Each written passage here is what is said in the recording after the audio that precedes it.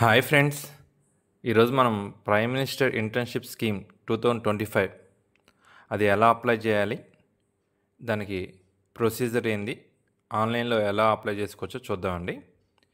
ఇది 10th class complete చేసిన వాళ్ళు, ఇంటర్మీడియట్ కంప్లీట్ చేసిన వాళ్ళు, డిగ్రీ కంప్లీట్ చేసిన వాళ్ళు ఆన్లైన్లో మనం అప్లై చేసుకొని ఇంటర్న్షిప్స్ ఉంటాయండి. అది మనం అప్లై చేసుకుంటే ఆ ఇంటర్న్షిప్స్ డిపెండింగ్ అపాన్ వాళ్ళ క్వాలిఫికేషన్ బట్టి డిఫరెంట్ డిసిప్లిన్స్లో ఇంటర్న్షిప్ ప్రోగ్రామ్స్ అనేది అవైలబుల్గా ఉంటాయండి.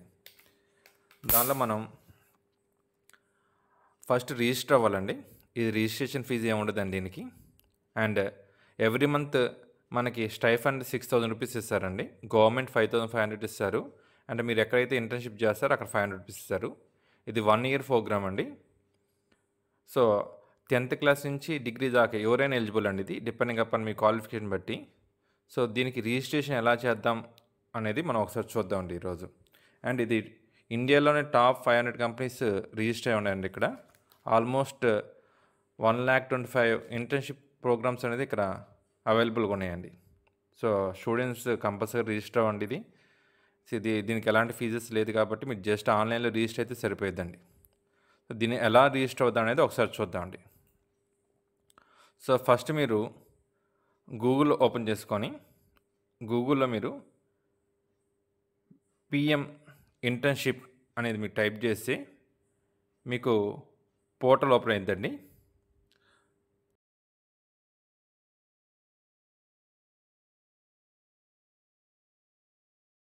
మీకు పోర్టల్ ఓపెన్ తర్వాత రెఫర్ ఏ ఫ్రెండ్ అని వచ్చిందండి. ఈ పోర్టల్లో మనం మీ ఫ్రెండ్స్కి రిఫర్ చేసినా సరే మీరు మనీ గెయిన్ చేసుకోవచ్చు. సో గవర్నమెంట్ స్టూడెంట్స్ ఎంకరేజ్ చేయడం కోసం ఇది ఒకటి పెట్టారండి. నెక్స్ట్ ఇక్కడ మీరు లాంగ్వేజ్ సెలెక్ట్ చేసుకోవచ్చు. లాంగ్వేజ్లో మీరు ఒకవేళ మీరు తెలుగులో మీకు అర్థం కావట్లేదు ఇంగ్లీష్ అనుకుంటే తెలుగులో అయినా ఆప్షన్ సెలెక్ట్ చేసుకొని తెలుగు కానీ హిందీ కానీ ఏదైనా సరే సెలెక్ట్ చేసుకొని మనం లాంగ్వేజ్ సెలెక్ట్ చేసుకొని రిమైనింగ్ రిజిస్ట్రేషన్ ప్రాసెస్ కంప్లీట్ చేయొచ్చండి. సో ఇక్కడ నెక్స్ట్ మీరు కింద చూస్తే ఇక్కడ మీకు క్వాలిఫికేషన్కి ఏమేమి ఏజ్ లిమిట్ ఇస్తారండి. మీకు ఏజ్ లిమిట్ వచ్చి 21 నుంచి 24 ఇయర్స్ దాకా ఏజ్ లిమిట్ ఇచ్చారు. అండ్ ఇక్కడ మెయిన్ ఇంపార్టెంట్ పాయింట్ వచ్చి ఏ స్టూడెంట్ అయితే మనకి అప్లై చేస్తారో వాళ్ళ ఫాదర్ కానీ మదర్ కానీ గవర్నమెంట్ ఎంప్లాయీ ఒకటి ఉందండి. సో ఇక్కడ మనకి ఆల్రెడీ చూడండి 12 month real life experience in Indian top companies and monthly assistant of 4,500 by government of India and 500 by industry. One time grant of 6,000 for the particular student అండి. So and it also covers the insurance also అండి. So Pradhan Mantri Jeevan Jyoti Bima Yojana and Pradhan Mantri Sukanya Bima Yojana 2 schemes eligible అవుతారండి. So కింద మీరు చూసుకుంటే register now అని ఉండిద్ది. ఆ register now button click చేసుకొని మీరు దానిలోకి మీకు రిజిస్ట్రేషన్లోనే ఇక్కడ మీరు చూస్తే మీరు ఫార్మస్యూటికల్ పర్పస్ చూస్తే ఫర్ ఎగ్జాంపుల్ ఇక్కడ చూడండి ఏ కంపెనీస్ ఇంటర్న్షిప్ ఇస్తున్నాయని మీకు చూస్తే డివిస్ ల్యాబొరేటరీస్ ఇలా అన్ని కంపెనీస్ మనకి రిజిస్ట్రేషన్ ఇంటర్న్షిప్ ఇవ్వడానికి రెడీగా ఉందండి. ఫస్ట్ ఇక్కడ మీరు మొబైల్ నెంబర్ ఎంటర్ చేసుకోండి. ఈ మొబైల్ నెంబర్ కంపల్సరీగా మీ ఆధార్ లింక్డ్ మొబైల్ నెంబర్ అయి ఉండాలి. సో వన్స్ మీ మొబైల్ నెంబర్ ఎంటర్ చేసుకున్న తర్వాత ఇక్కడ మీకు మొబైల్ నెంబర్కి ఓటీపీ వచ్చిందండి. ఆ ఓటీపీ ఎంటర్ చేసుకొని సబ్మిట్ బటన్ కొట్టాలి. సో వన్స్ సబ్మిట్ బటన్ కొట్టిన తర్వాత సో క్రియేట్ పాస్వర్డ్ అని వచ్చిందండి. ఇక్కడ మీరు మీ ఓన్ పాస్వర్డ్ క్రియేట్ చేసుకోండి.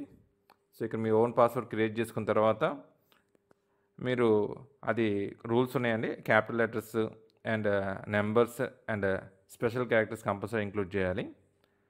సో అది క్రియేట్ చేసుకున్న తర్వాత మీరు సబ్మిట్ బటన్ క్లిక్ చేస్తే మీకు పాస్వర్డ్ ఓకే అయితే మీకు లాగిన్ అయిపోతారు డైరెక్ట్గా.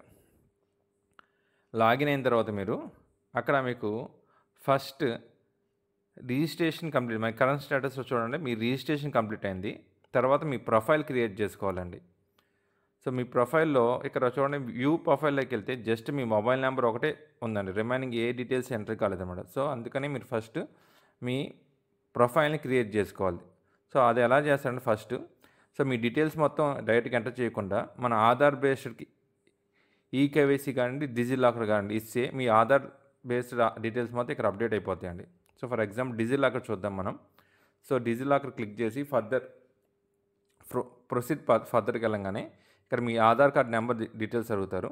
సో మీ ఆధార్ కార్డ్ ఎంటర్ చేయండి ఇక్కడ.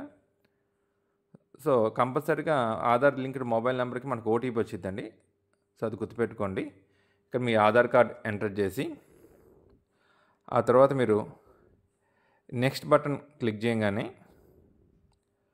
మీకు ఓటీపీ వచ్చిద్దండి. ఏది మీ మొబైల్ నంబర్‌కి ఓటీపీ వచ్చిద్దనమాట. ఆ వచ్చిన ఓటీపీని ఇక్కడ ఎంటర్ చేసుకొని, మీరు సబ్మిట్ బటన్ కొడితే కంటిన్యూకెళ్తే మీకు ఆటోమేటిక్‌గా డిజిటల్ లాకర్ ఓపెన్ అయ్యిద్దండి. ఆ డిజిటల్ లాకర్‌లో ఉన్న ఇన్ఫర్మేషన్ మొత్తం మనకిక్కడ రావటం కోసం మిమ్మల్ని పర్మిషన్ అడిగిద్దండి. సో, ఇక్కడ కొంచెం టైం పడుతుంది చూడండి. సో, చూడండి ఇక్కడ profile information, get your mail, so get your address, get your profile picture. So, ఈ పిక్చర్ వచ్చేలకి మీకు ఆధార్ కార్డ్‌లో ఏ పిక్చర్ అయితే ఉందో ఆ పిక్చర్ వచ్చిద్ది. సో, ఇక్కడ మీరు అలౌ కొట్టంగానే ఆటోమేటిక్‌గా మీ ఆధార్ లింక్డ్ ఇన్ఫర్మేషన్ మొత్తం ఇక్కడ వచ్చేసిద్దండి. సో, ఇక్కడ వచ్చిన తర్వాత అలా మీ ఆధార్ డీటెయిల్స్ మొత్తం, మీ ఆధార్‌లో ఉన్న డీటెయిల్స్ మొత్తం డిజిటల్ లాకర్ ద్వారా మీ ఈ సైట్‌లోకి వచ్చేస్తాయండి. సో, ఆ ఆధార్ డీటెయిల్స్ మొత్తం వచ్చిన తర్వాత ఇక్కడ మీకు ఈమెయిల్ ఐడీ ఎంటర్ చేయమని అడిగిద్దండి. So, you should enter the email ID అండి. అండ్ ఈమెయిల్ ఐడీ ఎంటర్ చేసిన తర్వాత వెరిఫై అడిగిద్దండి. సో, మీరు వెరిఫై అవ్వగానే మీ ఈమెయిల్ ఐడీకి ఓటీపీ వచ్చిద్దండి ఇక్కడ. సో, ఫస్ట్ డిజిటల్ లాకర్ మనం ఓటీపీ వచ్చిద్ది డిజిటల్ లాకర్ ఓపెన్ చేయడానికి. అండ్ డిజిటల్ లాకర్‌లో ఇన్ఫర్మేషన్ మొత్తం ఇక్కడ అప్లోడ్ అయిపోయిద్ది. ఆ తర్వాత మీకు ఈమెయిల్ ఐడీ ఎంటర్ చేస్తారు. ఈమెయిల్ ఐడీ ఎంటర్ చేసిన తర్వాత ఈమెయిల్ ఐడీకి మనకి ఓటీపీ వచ్చిద్దండి. సో, అక్కడ వెరిఫై అని కొట్టిన తర్వాత మీకు ఓటీపీ వచ్చిద్దనమాట. సో, ఇక్కడ చూడండి, ఇక్కడ వెరిఫై అని కొడతారు కదా! సో, అక్కడ మీకు వచ్చిన ఓటీపీని మీరు ఎంటర్ చేసుకొని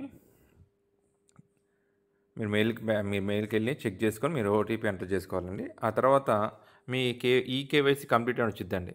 సో, నెక్స్ట్ స్టెప్ అంటే మీ పర్సనల్ డీటెయిల్స్ మొత్తం కంప్లీట్ అని వచ్చింది. అండ్ రిమైనింగ్ మీ name, gender, date of birth ఆటోమేటిక్‌గా వచ్చేస్తాయండి. ఒకసారి వెరిఫై చేసుకోండి. మీ ఫోటో, మీ నేమ్ అండి.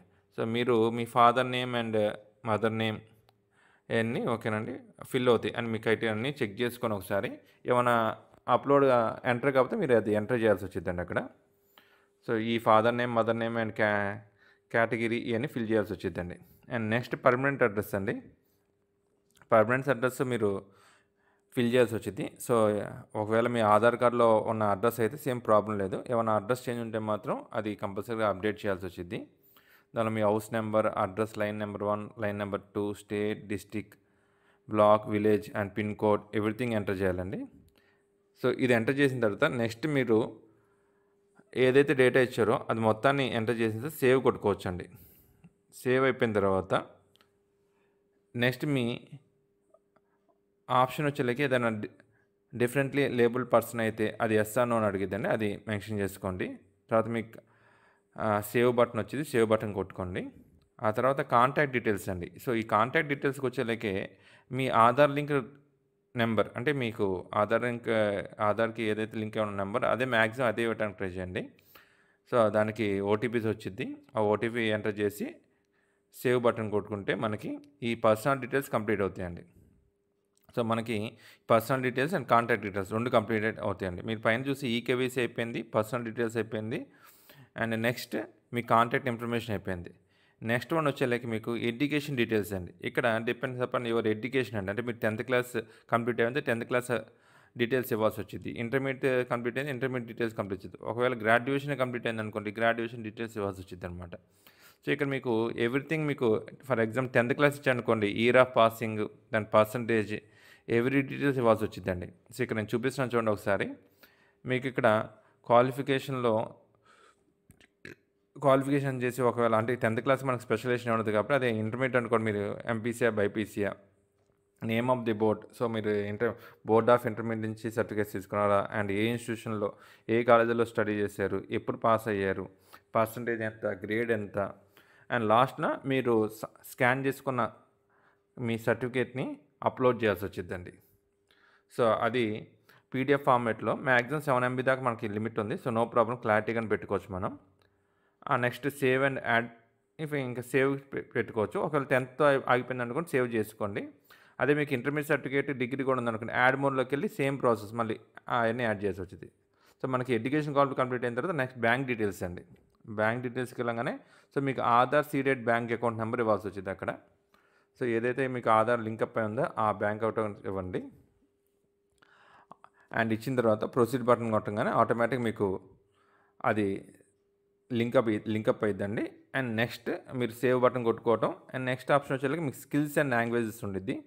ఇక్కడ మీకు ఏ లాంగ్వేజెస్ తెలుసు, ఓకేనండి. మీకు పాస్ట్ ఎక్స్పీరియన్స్, మీకు ఏమైనా స్పెషల్ ఎక్స్పీరియన్స్ ఏమైనా ఉందా, అండ్ ఎడిషనల్ సర్టిఫికేషన్ ఏమైనా ఉందా, other than 10th inter degree కాకుండా ఏమైనా ఎడిషనల్ సర్టిఫికేషన్ ఉందా. ఫర్ ఎగ్జాంపుల్ హిందీ ఉందనుకోండి, ప్రాథమిక మాధ్యమిక అలాంటి ఏమైనా ఎడిషనల్ క్వాలిఫికేషన్ ఉందా, అలానే ఇచ్చుకోవచ్చండి. వన్స్ ఇదంతా అయిపోయిన తర్వాత మీరు ఇందాక ఫస్ట్లో చూపించాక జనరేట్ సీవీ అని, అంటే మీ సీవీ మొత్తం రెడీ అయినట్టండి. కంప్లీట్ మీ సీవీ మొత్తం, సో కంప్లీట్ ప్రొఫైల్ మొత్తం కంప్లీట్ అయినట్టన్నమాట. సో ఇప్పుడు మీకు your eligible for the applying the internship programme. అక్కడ కింద మీకు అప్లై ఇంటర్న్షిప్ అని వచ్చిద్దండి. సో మీరు అప్లై ఇంటర్న్షిప్ కొట్టంగానే మీ డిపెండింగ్ అపాన్ యువర్ క్వాలిఫికేషన్ బట్టి మీకు ఇంటర్న్షిప్ ప్రోగ్రామ్స్ అన్నీ ఇక్కడ కనపడతాయండి. అక్కడ కనపడే దానికి మీరు అప్లై చేసుకోవచ్చు అనమాట. సో అది ఒక రోజులో, అంటే మీరు ఇచ్చిన డేటా వెరిఫై చేసిన తర్వాత టైం పట్టొచ్చు. ఆ టైం బట్టి మీకు ఒక 5 to 10 డేస్లో గవర్నమెంట్ అనేది మీకు ఏదైతే ఎలిజిబుల్ ఉన్నాయో మీ డిపార్ట్మెంట్ బట్టి మీకు ఆ ఇంటర్న్షిప్ ప్రోగ్రామ్స్ ఎనేబుల్ అవుతాయండి. ఎనేబుల్ అవ్వగానే అప్లై ఇంటర్న్షిప్ అనగానే మీ డేటా మొత్తం ఆ కంపెనీకి వెళ్ళిద్దండి. వాళ్ళు వెరిఫై చేసి మీకు మెయిల్లో సెండ్ చేస్తారండి. సో మీకు మెయిల్ సెండ్ చేసి కన్ఫర్మేషన్ తీసుకుంటారన్నమాట. సో కన్ఫర్మేషన్ వచ్చిన తర్వాత 1 year పాటు అక్కడ మీకు వర్క్ చేయడానికి ఉంటుందండి. సో 1 year వర్క్ చేసిన తర్వాత ఆ 1 year కంపల్సరీగా మీరు అక్కడ వర్క్ చేసిన తర్వాత మ్యాక్సిమం మీకు జాబ్ కూడా అక్కడే రావచ్చండి. సో కంపల్సరీ ప్రతి ఒక్క స్టూడెంట్ దీన్ని రిజిస్టర్ అయ్యి ఈ ఉన్న అవకాశాన్ని ఉపయోగించుకోండి. ఓకే, థ్యాంక్ యూ అండి.